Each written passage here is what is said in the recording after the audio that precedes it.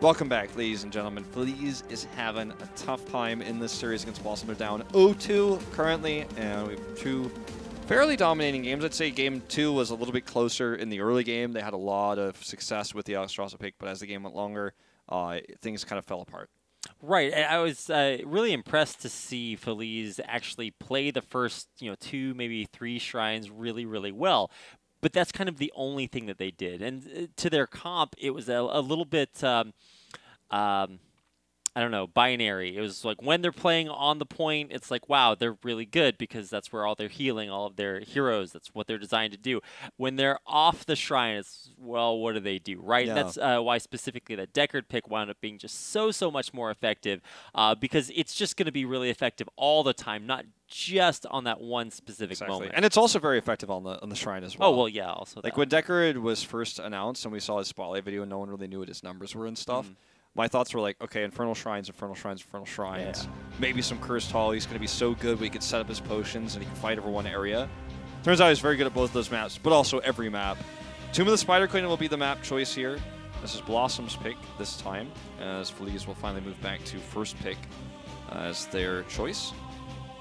And this is a very small map, so Diablo very powerful here for rotations. Let's see what Feliz ends up drafting here, because kind of moving away from the Deckard has been, I think, a big weakness for them, and trying to run comfort heroes, which for the most part in games 1 and 2 we saw a lot of, is not how the game will be won in the long run. It's not how the game will be played at the highest level, and BlossoM, currently a top 4 team in Korea, is not going to just simply allow those picks to get value. Well, I think one step is going to be limiting the effectiveness of the heroes that they give over to BlossoM, right? So maybe, I'm not saying necessarily a Deckard ban, but come up with a way to stop BlossoM from getting heroes that they are able to use, so effectively. I mean, maybe it means taking them away, but do their hero pools allow for that? I don't know. It's like the Ana ban we saw earlier. Even when they tried to find kind of a hole, find a gap in BlossoM, BlossoM was ready. It's, again, historically speaking, it has been Wiz who does the drafting, does the shot calling, but I've been told that in more recent times it's been Gondar who's taken over things, and he just knows how Feliz thinks. He's done his research. It's not his first time playing against Feliz. They'll take the Maiev here with the Hanzo ban. The Hanzo ban is pretty strong. It's not as common on this map because there's only one boss at the top. Very rarely see boss takes on this map in general. So, Feliz ends up taking this away, leaving the Maiev open so they can grab it themselves. But Deckard Cain, he has been the story here. As the use, like, looking at his massive support pool on his piece of paper, it looks like he's looking at right now. He's like, well, I can play a lot of heroes, but Deckard is the best. So no shock in this draft so far. What pairs with the Maiev? Are we going to see the Junkrat? Something like that? Is that what we're going to see here with Diablo? Quick rotations around the early game? The answer so far is no. We'll see the Blaze pick come in for the first time here for Feliz. I mean, Blaze, always safe pick. It's kind of like what Urel was for a long time. But of course, maybe a little bit more versatile. The bunker will definitely help, especially if maybe Raynor gets caught out and needs a little bit of extra saving. But in the end, the bunker is just a giant, pool of heroes that when it expires or blows up, I mean, a new Barrac's just like, well, I wonder where I should burrow. Probably right there. That is absolutely true, especially if you have something that can burst down the bunker. Phoenix ban is very intelligent here. The Diablo ban as well, for the reasons I mentioned earlier. I think OJ, unfortunately, in this case, will just default to Muradin. But what I would like to see instead of something bolder is the ETC. Go play into what your comp is very strong at, which is early game pressure, early game picks, especially with Hammer on the other side. Junkrat makes it a little bit tougher, but I would like to see an ETC pick here. Move out of your comfort zone, do something that works well on a small map with the Blaze pick where you can just rotate and do so much damage with all the stuns you have. You have Raynor, who's going to get Ace in the Hole at level 1. If you take Murden here, you have a survivable tank, but you gain nothing else. Murden's the most generic fill tank when you have nothing else, and they just lock it in here. We have seen some success with their Karzi and Murden together, but, you know, I would have liked to see somebody that really gets into this comp, you know? Yeah, you're right, but I feel like that's kind of a luxury. And for teams like Feliz, playing the comfort picks is not the worst thing that you can do, but it's also not the most effective, specifically in this situation. So, well, I mean, not even a better team would have likely picked the ETC here, but I feel like you've got to, at some point, you've got to step into. You got to go for it, right? Yeah. Well, for BlossoM, they wind up with what is still a very strong, you know, comp. You look at that and you just nothing really surprises you. The hammer getting through after being banned, I feel like so consistently today, is going to be, I guess, a big thing to watch for BlossoM. But for Feliz, just any signs of life, because this is their last life. I mean, this is Sergeant Hammer's most iconic map, and it was actually Dudu, who was the player who played it more than anyone else when he was on BlossoM, actually, and would end up playing. We even saw a lot of Hammer and Morales on this map from their squad that had a lot of success. Some of the best maps Dudu's ever played in his career were with the Hammer. Now he has to play against it. And with a much different team. Yeah. So. I mean, Hanaten, his comfort pick is the Dahaka, right? And he cannot play it on this map. It doesn't make any sense. So he ends up with the Blaze, which he picked early in the draft. Urel against him. With Hammer and Junkrat, there's a lot of... I mean, the bunker is just going to disappear like a magic trick. As this is BlossoM's best map, 11-3. Yeah, and also conversely, Feliz's worst map at 0-5. Yes. There's a lot of cards stacked in the deck against Feliz here, and... I thought you were doing that just to make a Deckard Cain reference. And I'm like, yes, that also contributes to the reasons they're not winning. Okay, not everything I say is a pun. I'm not but it like could have you. been. I see the potential. But you know what? I regret it now that I didn't think of it, or I feel bad I didn't think of it, rather. I can't regret not thinking of something. Well, I mean, you can. It's just not probably very productive. Yeah. Just like my double use of very in that sentence. So let's go back into the game itself. I'm trying to find every bit of potential to squeeze out of this game, as I'm sure Feliz are not really going to have any opportunity to pick on Kono there. You know, he was safe the whole time. He was, and meanwhile, should never happen in an ideal world, Sergeant Hammer is shoving a lane. And you know what? She might siege up. Imagine, like, perhaps giving a hero the ability to outrange turrets. Let's think about this one for a second. So, yeah, ideally you just want to shove that out and start sieging, but thankfully the rotation does stop that from being, you know, totally possible. Can you imagine if siege tanks in actual StarCraft or StarCraft 2 could actually move? While sieged, or fire as fast as Sergeant Hammer does? Well, especially when you get the 20 talent, it's just like, I mean, nothing about this is fair at all. Sergeant Hammer, if given room to do so, can be one of the most oppressive heroes in the game. Especially with the inevitable level advantage that you would have if you're constantly shoving waves like that. Yeah. It's not easy to play Hammer at highest level. There's a lot of things that...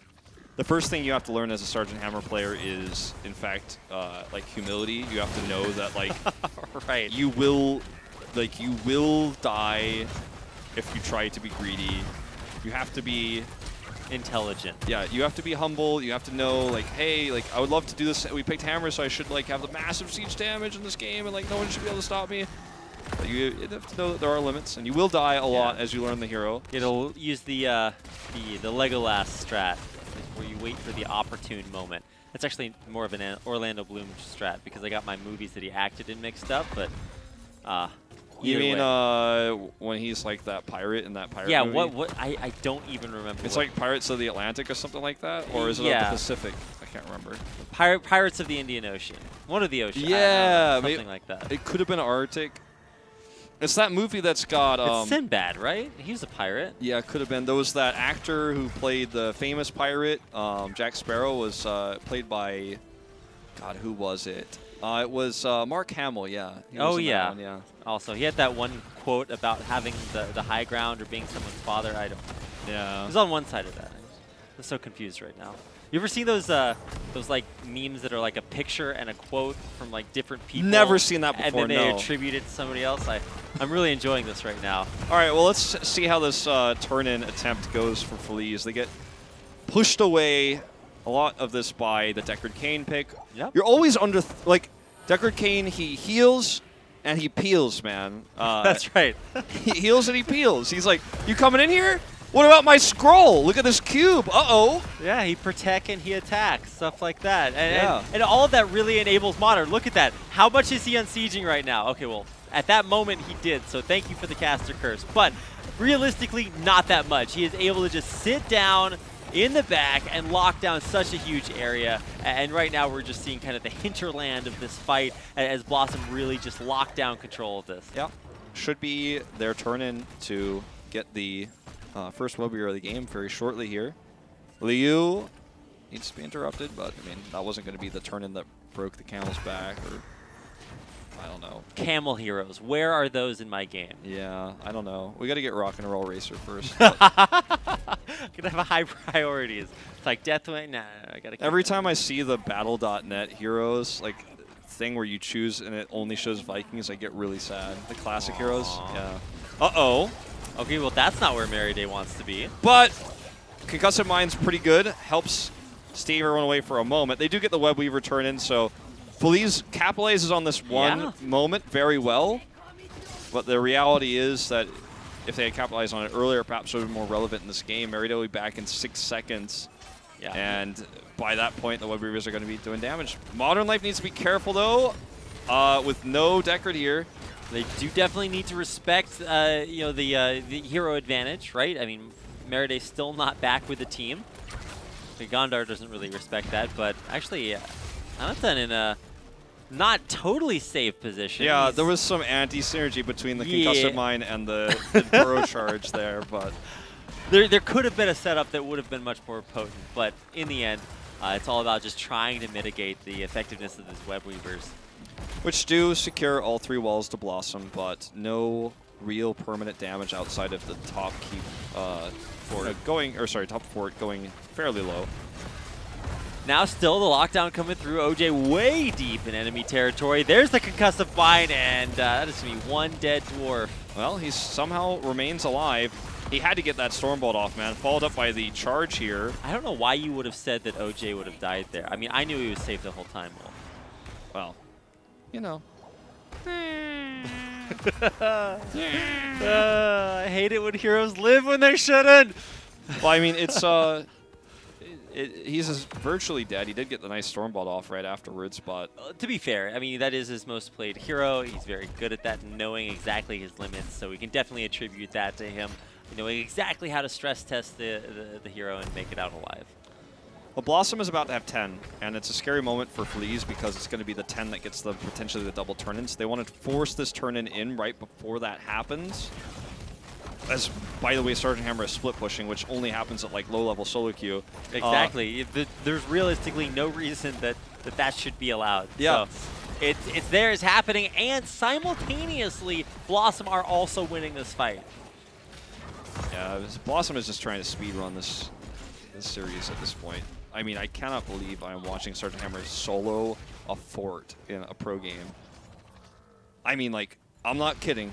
There's this is actually happening! There are some things that just should not happen. That's one of them. I mean, obviously, the turn-in is super important for Feliz because they want to get up before 10, etc.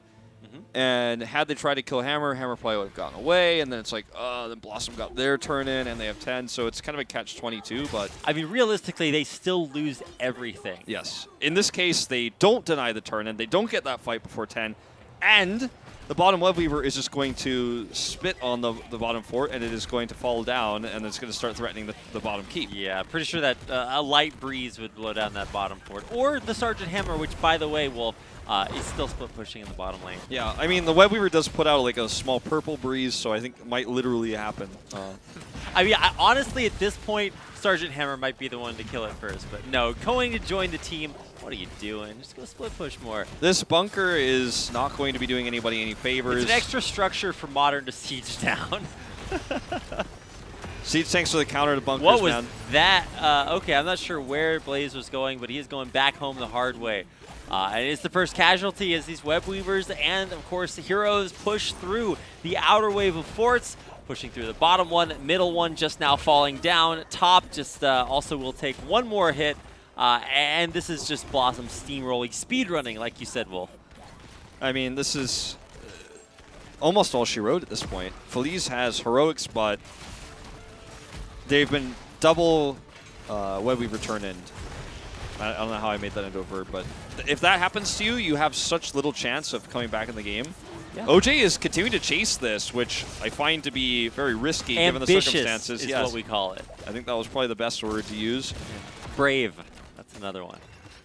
Meanwhile, Modern Life is like, yeah, well, I mean, I might actually break the record for single game siege damage. So yeah. you guys, could you guys slow it down a little bit on winning this game? Because I'm trying to break a record here. You know, when you finish a game and it says, hey, you did this one thing better than this percentage of other...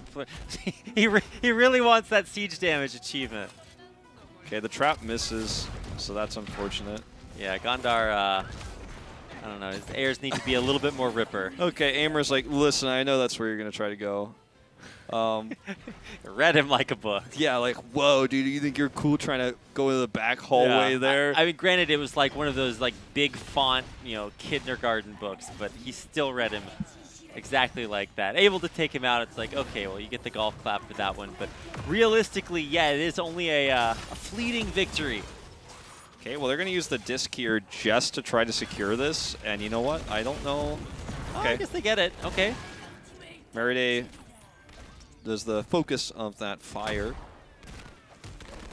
Well, I mean, they get their first web weaver.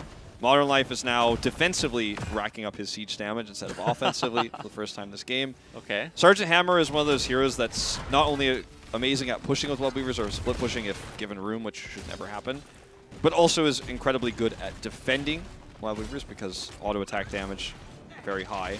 Oh, Gondar. Gondar is once again at the wrong place at the right time for Feliz. The second concussive mine, though, will keep him alive. But all that time spent means that the web weavers are doing a lot of damage. In fact, this is going to help propel Feliz back into this game.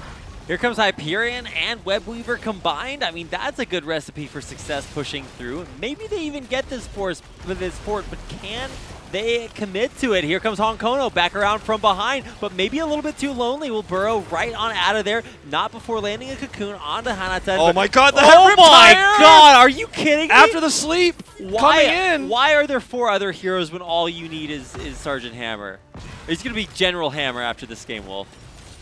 Well, that was insane burst damage. The tire, the BFG, after the sleep, setting it up. And meanwhile, that was pretty long range hammer too. Yeah. Meanwhile, Modern Life is like, yeah, well, there's more things for me to kill. Yeah, and increase my siege damage. Back to the grind again. Modern. He's like, you know why they call it siege damage? Not just the tank. No, you have to specifically specify exactly what that tank's purpose is. The siege tank's like, well, yes, but what other kind of tank would it be? It'd be a tank that doesn't siege, which is just strictly worse in all ways. Yeah. I don't know why we don't have siege tanks in real life yet. But one day. They don't have the technology. This is, of course, far in the future. Still in the wild, the Terrans talk like rednecks, but, you know. Oh, you know, hallmarks of the past. History bound to repeat itself. Maybe it's just repeating itself with the wrong pool. Anyway, here comes BlossoM pushing forward, still in siege mode, by the way. This is kind of remarkable that they are able to kind of commit this heavily just around Sergeant Hammer. But now no longer split pushing, so, you know, maybe that's an improvement. Well, they're actually, if Feliz thinks they're just going to race and win the turn-in now, like, I have bad news. The turn-in has already started for BlossoM. I think Feliz is a team that, again, is full of rookies, but sometimes intense moments make the less optimal choice, shall we say. That is true. The choice that is not the best one. And it was intense moments like that where you have to make a hard call if you're going to fight or engage, but they were just a little bit indecisive, which now leads to the third turn in here for BlossoM with Sergeant Hammer. This may be the push that wins them the game. I mean, it is a real possibility at this stage. I mean, especially once Junkrat rejoins after shoving that bottom lane. This is realistically just going to be such a hard push to stop. I mean, sure, Web Weaver goes down, but it's still in the top lane, still in the bottom lane, and the longer BlossoM stay here occupying Feliz's time, the stronger those side lane pushes get. Yep. Honkato just standing in such a way that prevents the real dive onto Modern Life. Look at Aimer. He's like, well, I really don't want to try to go in there. Honkato's going to get on me, and then it's going to be a bad situation. I love how Modern Life is giving the respect by kind of microing, even though he could just actually stand perfectly still in siege mode, hitting that keep, and probably still have just as much effectiveness. Yeah, well, you got to maximize the value, man, of that auto attack. Okay, 7-sided here on the Honkato, but he just simply burrow charges away. I don't think that they can actually, well, I want to say I don't think they can get this keep just by sieging it, but if Feliz doesn't actually commit hard to a fight, guess what? They will. I think BlossoM are far enough ahead to where they can kind of force Feliz's hand, saying, we are going to take this egregious advantage unless you try to get in here and stop us. It's crazy what Yrel can do armor-wise as well in these situations. Everyone's just caught a bottle. Boom! Everybody's got 35 armor. Better bunker. And, oh, Hanatan trying to stay in there, but boom goes the dynamite. Stay a while, but not for too long. And there it goes, the combo again.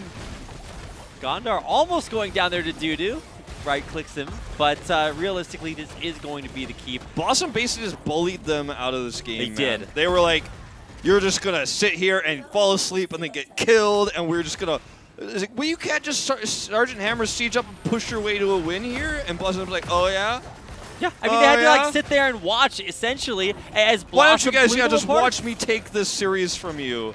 Like BlossoM stole this series from Feliz, like stole like lunch money from someone in elementary school. Well, it's like not even fair, man. Feliz have been watching him steal their bottom lane objectives, almost every single one of them. They have actually watched that, and they have not gone down to contest it, and this is where it gets you. A base with only one keep left. Yeah, I mean, it's, You know, rarely do you see Sergeant Hammer comps be quite this iconic, right? I mean, you see a siege tank and you're like, oh, I just really wish I could siege some objectives. But realistically, that's not the actuality. That's not what actually happens. But this time, it's yeah. I mean, business as usual. To elaborate on that point, I mean, Rich is probably the most successful Sergeant Hammer player in the world right now. I'll hold that thought. Looks like Feliz might try to get the jump on BlossoM here, but they don't have everyone ready for the follow-ups. Doesn't matter. Don't have enough damage. But the way Hammer is normally played is when you have an objective, yes, you can get some siege damage done, and that's where she's great, and she has great burst damage. But it's more about, like, they're trying to kill the Hammer, and you protect it, and then the Hammer gets a lot of damage peeling backwards as everyone's taking damage. Right, it feels bad. It's the threat of inevitability, and you can leverage that to force your opponent in. Now, yes. Let's find out how this fight goes. Can Feliz turn it around? Disc locking down Decker, and that's allowing OJ and Hanatan to get back in. Not going to be a very compelling story there, Merriday. Doesn't really cause anybody to stay for very long. And actually, that's going to be a big kill coming through on Raynor. Yeah, take it out. There's Maev out of there, and one after another. The dominoes keep on falling. Only Karazim left alive. The dancing Liu. First time at the end of the game, he was soloing a boss. This time he'll be dancing. But he is dead. He is out of there. A full wipe here for BlossoM, which did look inevitable after that last fight. And they will take a decisive 3-game win here over Feliz. Sergeant Hammer doing what she does best. And that is sieging objectives down. They should all back off and just make sure Modern gets the last hit on this one for the siege damage stats. But there it is. There you go. We'll take a look at those stats in just a moment, but just another day of work. Show up, take the easy win. Feliz not looking as full of life as they did in their last series last week, where they were able to, I think, really show some strong drafting. So they then went back to comfort picks. It did not work at the end of the day. Meriday gets 3 for 3. Deckard Cain every time, and he shows up, takes the win. Going to get the 3-0. And for Feliz, you know, it's just another reminder that the Crucible is looming. It's a few weeks away from that. Here's Sergeant Hammer's siege damage, 147. Does not actually have the same as Gondar, ironically. But between the two of them, 300K. He tried so hard, and in the end, it just didn't matter. Oh well. He does double Hanatan's hero damage. Okay, the moral victory there. He'll have to go for one of those other post-game stats about how he did better than other players who played this hero. Well, I mean, you know, it's just one of those games that gets away from you. And you get the double web weaver, you get 10. It's like, how can you recover in a situation like that? Yeah. BlossoM, we're here to win games of Heroes of the Storm and chew bubblegum. We're all out of bubblegum at the end. Or maybe Feliz was their bubblegum and they chewed them up and spit them out. I'm not sure which analogy I'm supposed to go for here. But a solid, decisive win here for BlossoM. You expect it coming in, and it's good to see them be able to deliver. They certainly do. As Meriday's win rate on Deckard Cain skyrockets further. He's 16-4 currently, so 80% after today.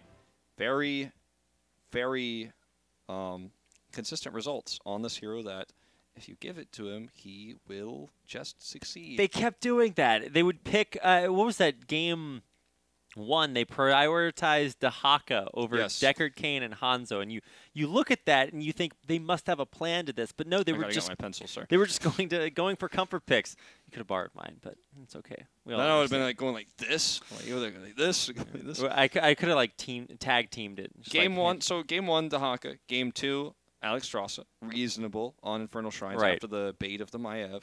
Game 3 went for Maiev themselves. We have a 3-0 result at the end of the day. So I feel like there's a I was feeling like there was a light at the end of the tunnel for Feliz because they've been working really hard to improve, and I could feel that in their play. But tonight it's just they hit a wall super hard, and you could feel it in Liu's like dances at the end of the game as soloing the boss. It just feels so hopeless for this team right now. And will we see them in 2019? Nobody knows, but there are a lot of open division teams watching this game going, all right, let's take notes on these comfort picks. Let's take notes on what they're doing. It happens every season, Wolf. The bottom 2 teams in HGC Korea really do struggle. They are sort of the the red meat in the water. The piranha is just like circling, waiting for that crucible to happen. And you see so many relegations that it just becomes, kind of a weird trend to just see teams advance on, struggle, and then the cycle of life and death continues. Indeed. Well, we're going to take a look at some highlights in a little bit, and then we're going to break down our winners interview here for Team BlossoM. But yeah, it's one of those matches that, feels like HGC Korea, right? And we see a lot of these, but Feliz, I think that if they can play like they did last week, there's always the hope that, they have a fairly decent Crucible match and remain in HGC in 2019. That's true. Never feels good when you're the team that's like going, well, at least we might maybe be in the tournament next year. Because, that's a 6-month season where you're really banking everything on this one Crucible best of 7. Very important match they will have coming up. But take a look at these 3 maps really quick and break them down a little bit further. It's pretty self-explanatory, some of these fights. Really nice arrows here, the gusts as well from Gondar all game long to set up these fights. They had all the heroes they would ever want to control boss, and that is certainly what they did. They had 3 bosses total that game. Actually, I think even 4 at the very end of it. And this was the game that actually looked the best for Feliz. Yeah. Up until, I think, almost this moment, so it's a good highlight to kind of bring up. Feliz had been controlling the shrine just so well, and then finally they give up one fight, and it all goes south from here. Yeah, Hanatan survives for a little bit longer in this fight, but it doesn't eventually get away. He's killed instead. And this was just one moment of coordination kind of falling apart for Feliz, and then that's all it takes. Tomb of the Spider Queen, just free damage, free pushing for Modern Life, and they had this one Web Weaver, and instead of it getting them back into the game, they actually lose this fight here where Riptire comes in with BFG at the same time, and everybody's suddenly dead. Disgusting. Absolutely insane combo there, and that's probably the one moment in that game where we didn't have Sergeant Hammer's. 오늘 무난한 Let's head over to our winners 위즈 interview. 선수와 Take it away, 인터뷰 Wolf. 시작하도록 하겠습니다. We're gonna 승리 talk to 축하드립니다. Wiz. 네, 감사합니다. Congratulations. 일단 저 두 번째 세트에 네. 바로 경기 얘기해서 좀 죄송해요. 네. 근데 이제 마이에브가 사실 in 본다로 game 선수의 two, 어떤 그런 메인 픽인데 풀릴 거 ended up being the 다들 first 팀원들 예상 pick. How 가능하셨어요? did you guys expect it to be open? 마이에브는 풀릴 거라고 예상 못했는데 상대가 풀어줘가지고 No, 형씨가 나이스 이러면서 바로 뽑더라고요. It really 아유 feels like 그리고 they give us 이제 a nice 거의 buff. 2를 하고 What's 대학가 that, 영웅만 open? 하시다가 네. 오늘 이제 So 처음 usually you guys 파트에서 play only Dahaka 나이트의 영웅 and 하셨습니다. Urel, but you guys played Malthael. So what's 사전에 좀 going on with 스크린 that? 성적이 괜찮아서 나왔던 픽이었나요? How did it 우선 work out for you 스크림 guys? 성적에도 좋았고 제가 워낙 was really 근디를 good in 좋아하기 scrims. 때문에 좀 많이 어필을 해요. 스크림 할 때나 어. 대회를 할 때나. So I really like playing him. So I've actually 형씨가 been 믿고 like 뽑아준 것 asking 같아요. a lot. 어. Can I play Malthael? 평소에 when we're 본다루 scrimming, and 선수에게 now 좀 playing in a real 어필하셨었나요? match. 말티에를 좀 잘할 수 있다 이렇게? 아니 그것보다는 그냥 서브 탱커가 재미없다고 So 좀 basically, she said, 달라고 so were 많이 you saying like, no, I'm really good at 어, Malthael, 그래서 please let 오늘은 me 좀 play? And he was like, 말티에를 actually, no, I'm 재밌으셨어요? just really bored of playing tanks in the top lane. 오늘 재밌었는데 그래 재밌는 경기에 승리까지 가져가셔서 Nice. I 되게 don't blame 뜻깊은 him. 날일 것 같은데요. So, moving on 일단 to 그 our next 말티엘이란 question. 영웅의 좀 키포인트 알려주실 수 있나요? Any good 말티의 important 키포인트는, things about Malthael that we should know? Key points. 가장 중요한 게 먼저 안 들어가는 거인 것 같아요.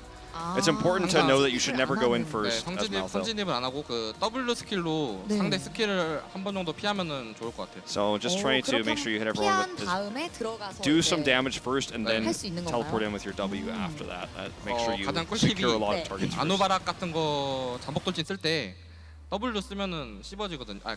피할 수 있거든. 네, 그런 회피할 수 식으로. 있다는 말씀이시죠? So you can do it, 좋을 for 것 같아요. example, when 아, a new rock comes 감사합니다. in at the same 감사하고요. time. 그리고 이제 at that 서탱 moment, 역할로 이때까지 2렐 대학가 영웅으로 굉장히 기복 없이 꾸준히 잘해주신 것 같은데요. 네. 그런 이제 서브 탱커 역할을 꾸준히 해오시면서 좀 이런 히오스라는 게임에 탱커의 영향력이 어느 정도라고 생각하시나요? So like 개인적인 talking about 평가 the 좀 importance of 부탁드립니다. tanks, 그거는 사람마다 생각이 다 다른데 and it's 네. different for every person. 딜러가 가장 중요하다, 뭐 탱커가 가장 중요하다 이렇게 Some 서로 people think like 생각이 it's 많이 important to be a 갈리는데 DPS, some people think 저는 it's important to be a tank. 그냥 팀 게임이라는 것 자체가 5명이 다 중요하고 So 전부 it's 다 a team 20%, game and 20% 이렇게 it's 중요한 a 5-man team game and it's 그럼 important for the team 20%를 다 to 똑같이 work 수행을 together. 해야지만 So 이길 수 있는 건가요? 네, 약간 아무래도 그렇겠죠. 팀 게임이라는 게 협동 게임이니까. well, it's just a 그리고 team 이제 game. It's about 3세트에 또 어그로 working together. 핑퐁부터 이제 앞라인 잘 이제 견제해 주시면서 뒷라인도 잘 봐주시고 이제 계속 폼이 올라오고 있으신데요. 이번 불컨까지 좀 세트 득실 So 중요하지 basically, 않을 수 없잖아요, 블라썸. 네, 그렇죠. 네. You guys want to go to 응원하시는 BlizzCon? That's obviously your goal. 팬분들께 이제 그 불컨을 앞두고 각오 한마디 부탁드릴게요. So anything you want to say to your fans about going to BlizzCon in the future? 일단 뭐 미라클이 젠지랑 발리스틱스를 이기는 걸 보고 좀 It's really tough for us looking at 긴장감이 Genji, 올라갔는데. Miracle, Ballistics. 그래서 Yeah, forgot that 보는 one. 시청자분들도 더 재밌을 거라고 생각하고 저희도 준비를 잘해가지고 이제 Just hoping they've enjoyed 템페스트랑 젠지전이 남아있는데 your 해서 their 꼭 games 이겨보도록 so far. 네, And I 정말 hope you 감사합니다. enjoyed 각오 watching 잘 them basically. 들었고요. And 오늘 승리 we've got tough 정말 opponents going 축하드립니다. forward. They're going to be focusing on 인터뷰 여기까지 Tempest 마치도록 and Genji. Their next two 그럼 opponents, 진계성 the final two 나와주세요. opponents for regular season. So that's the gist of it all here, and that's the end of our interview with Wiz. Here are our standings after tonight, and Miracle still just a little bit behind BlossoM with BlossoM's 3-0 win, but how long could BlossoM stay on top? That's the big question. That might be the first matchup of playoffs after the first round. Like that, I guess that was a weird way of saying that's probably going to be our second round of playoffs, very likely, barring a huge change here in standings. Yeah, now both BlossoM and Miracle play Supernova coming up next week, so their strength of schedule looks pretty similar. But, I mean, BlossoM versus Genji, of course, not going to be an easy Yeah, it's certainly not. And trip then for Miracle them. will face Tempest, so they have their opportunity to get the triple. That's not going to be next week, but that's going to be later on in the final week. So that's something that they do have left. That's a tougher opponent. BlossoM has that tough opponent in Genji. So if Miracle's able to beat Tempest, which is crazy, then they're definitely going to pass BlossoM, you would think. BlossoM could upset Gen.G. That would be pretty crazy, but there's always the possibility. We always have to consider possibilities because things like what happened today, miracles, if you will, do happen. They do indeed. Now, this is coming up next. We have a match that was actually highlighted in a sick preview news article. You should go to Blizz Heroes and read that. Ballistics versus Tempest is coming up tomorrow, so you do not want to miss that. It is one of only many great esports performances that will be happening tomorrow, so you've got your hands full with things to watch, and it really couldn't be better. Cannot wait to see who comes out on top there. Yep, and the second series, of course, Supernova versus BlossoM, to see if BlossoM can just continue their consistency this week against some of the weaker teams in the league. Make sure they get those 3-0s because Miracle is hot on the trail, and it would be massive. I mean, obviously how the playoffs work is 6 faces 5th, winner faces 4th, winner faces 3rd. And that's the BlizzCon qualifier for Korea because there's 3 slots.